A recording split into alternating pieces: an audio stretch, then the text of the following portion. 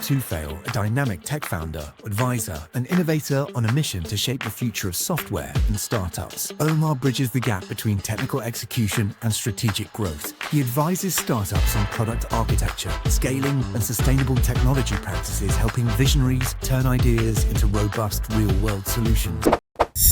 While building this Loopsio, right, your company, I don't assume it has been always been good. No. There has been good days and bad days. Definitely. Have you come to a point where you think you should just throw in the towel? And not yet. What has been the lowest moment for you? Oh, what has been the lowest? The lowest, that's the thing about entrepreneurship, it can go super high and it can go super low. And a lot of entrepreneurs are going to be able to relate to that, because it's kind of like you're exposed to just all sorts of emotions and challenges, because you're the founder, and the buck stops with you, whether it's marketing or sales or finance or talent or filling the pipeline. Every single thing you are responsible for. And I don't say that in a way whereby, oh my God, you should feel sorry for entrepreneurs. This is the life we choose. Because if I didn't want this life, I could go back to a 9-to-5, but I don't want that life. I want the life that entrepreneurship opens up, the opportunities that come through entrepreneurship. So there's a lot of things that you're insulated from in a 9-to-5. Because there's all sorts of departments and there's all sorts of processes that are ready-made that you walk into. But as a startup founder, you're not protected by all of that kind of stuff that you would be in, say, a company. And that comes with opportunities, and it comes with challenges as well. So you do have massive highs and you do have massive lows. I mean, the massive lows are just like, oh my God, what am I doing? What's going on? We're never going to survive. Oh my God, what have I got myself into? How am I going to get out of this dead end? But that forces you to be, the survival instinct kicks in. And you're not going to survive if you're not hungry. So you need to be hungry, right, to survive. But when that kind of life or death scenario, it's not life or death. You're not going to die. But there is a survival instinct that kicks in. And you're able to access, I suppose, resources within yourself that are vital to then making sure you don't die at that particular point. But the thing that triggers those, survival instincts are like some difficult situations, and you could, the company could end. Yeah. And so the lows can get super low, but then the highs can get super high. So there's no, there's no reward without risk. And that's the journey you go on as an entrepreneur.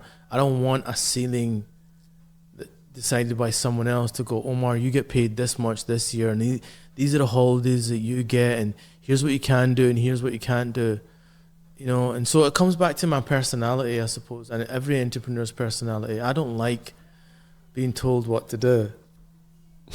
So I'm happy to work with people in a collaborative environment, but I don't want to fit into a box. That's the thing. And every entrepreneur doesn't want to you make your own box, and you make the rules, and you build things up. You write your own story, and that's the reward. Wow. There's a lot of risk that comes with that. Yeah, talking about a lot of risk that is involved. Yeah. Well, entrepreneurship is one of the most difficult things, the most dangerous thing, the most financially draining thing, emotionally draining thing you can do. Bar some other, very, very... What's the alternative? No, I'm saying... 9-to-5, I don't want that, and neither does any entrepreneur. Now, 9-to-5 is there, it is... You are sure you are going to get paid. There's a lot of benefits of a 9-to-5. I'm not... benefits. Yeah, so... Not everyone... If everyone was going to be an entrepreneur, then that'd be weird. Do you know what I mean? We're all different. So it goes back to what I said. Do you. Yeah. So the next question I wanted to ask is, you said you do you, but did you have people around you that advised you against doing this thing? Yeah. Tell me about it. And how did you respond? This is for people who are going through that phase now where they are trying to do a business and they have people and discouraging them that this is dangerous, this is, you could fail at this business. Yeah, you could fail. Yeah. What do you tell them? And when you are going through your own, how did you go through that? And how did you respond to that? The doubts and that kind of stuff is not just external, it's internal as well. Your internal voice is also like, should you be doing this? And then you've got these external forces also. Some people going, don't do that. Why are you doing that? Like, for example, after I did my degree, I worked at the university for 5 years, mentoring and supervising students, using the research that I had done. I tried this thing before I launched Loopsio. I did it at the university for 5 years. Wow. Internally, working with stakeholders within university, and that was so helpful to me to understand how an organization functions and how to provide this service. So the university gave me so much. It gave me an education, but I gave so much back to the university as well. I'm not going to discount that. But yeah, I'm happy with, I learned so much, but I also gave so much back. But that 5 years was just massively illuminating and helpful and vital for what I was going to do after, which is launch Loopsio outside the university. But back to your question about, what was it, the risks? The people that did anybody try would tell me not to do you? it. So the reason I bring up that I worked at the university for 5 years was that, people were like, bro, that's like a cushy job. Why? You're getting paid. It's relaxed. You work at the university. The university is not going to go anywhere. It's been here for hundreds and thousands of years. Just do that. Just do that. And I was like, I was just becoming more and more just convinced that wasn't what I was going to do. And this energy was building up inside of me every single day. And it was just getting to the point where I was just going to burst. And I was like, I can't stay here anymore. I know I'm getting paid. I know it's cushy. But I can't stay here anymore. And so I just left then. And I told the university, and then they were like, don't leave, this and that. And then I went part-time. So I was full-time, and then I went part-time. I was 4 days a week, and then it was 3 days a week. And then it was getting to the point where, do you know what? I need to go. But they were super flexible, and they made it easy for me to make that transition. But I learned a lot of things from the university, good and bad. And I'm of the opinion, good things are obviously good, but bad things are good as well. And if you learn from them, I learned how not to manage people from other people that I saw who were in leadership positions. And I was like, just because you're in a leadership position doesn't make you a leader. The way they would do things, I was like, I'm not going to do things like that. And there was so many things that I learned that I was like, I like that. I'm going to do things like that. So I suppose, alongside being hungry, you should be, my advice would be curious. Be curious. What makes this world work? Why are some people successful? Why is he doing that? Why is she doing that? How come that led to this? I'm curious about the world. How does it work? How do big companies become big companies?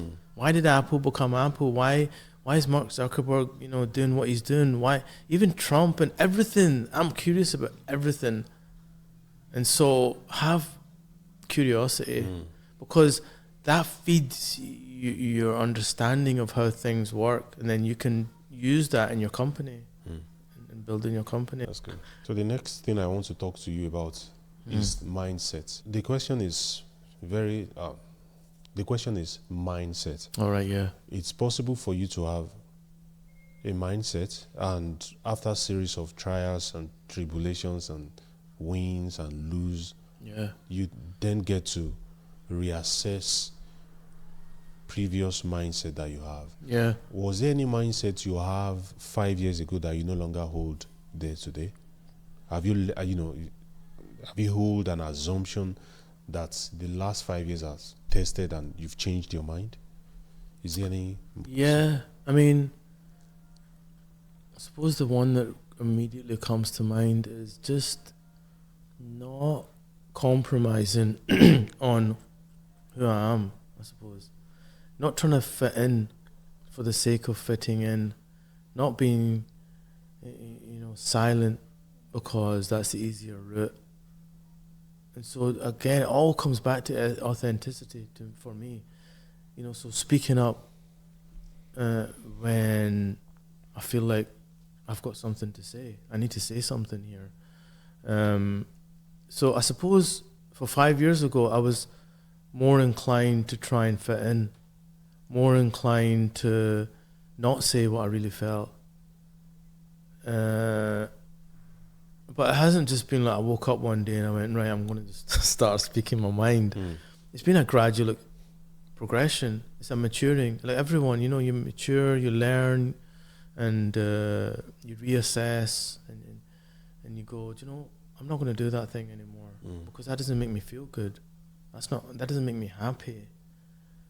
And I don't want to be like, I don't want to be fake. I don't want to be false. So I want to be like, and I think that's celebrated in Scotland, and that's, something I haven't spoken about too much. I love Scotland. Not because anyone expects it from me, but because I was born here. And there's obviously like parts to Scotland that I don't like, right? But one thing that I really do like is that Scottish willingness to just say things that need said, be true, not try and be a sly or kind of like two-faced about it. The Scottish way is not being two-faced. You see, when you live here, you know whether people like you or don't, because they'll tell you to your face, or you'll get it from them. There are other, like, I suppose, places in the world where you won't get that signal so clearly.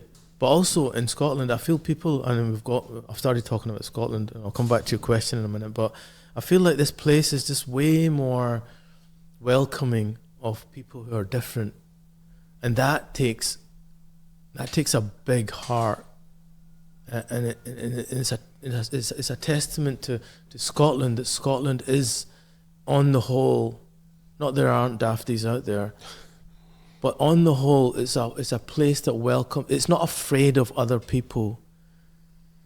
Do you know what I mean? And see, a lot of this stuff that's going on in the US with the right wing and whatnot, it's born out of fear. And the Scottish aren't a fearful race. And that's what I love about this place. They're not scared. Just because you look different than me doesn't mean I'm scared of you. And that means I'm not going to react to you in a way that pushes you away. So a lot of this stuff that's going on in the world is born out of fear.